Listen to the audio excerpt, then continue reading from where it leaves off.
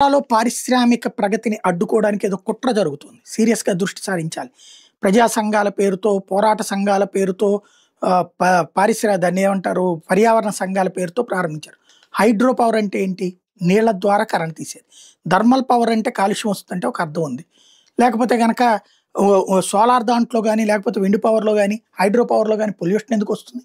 కానీ hydro power ప్రాజెక్టులకు వ్యతిరేకంగా ఆందోళనలు చేయటం అన్నది సంచలనం సృష్టిస్తోంది.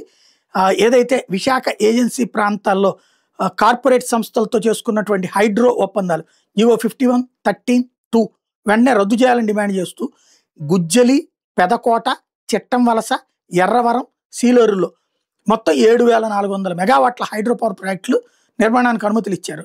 అయితే దీనివల్ల 20,000 ఎకరాల అటవీ భూమి ధ్వంసం అయిపోతుందన్న పేరుతో 250 గ్రామాలు మునిగిపోతాయి అంటూ అక్కడ ఉన్న పబ్లిక్‌ని రెచ్చగొడుతున్నారు.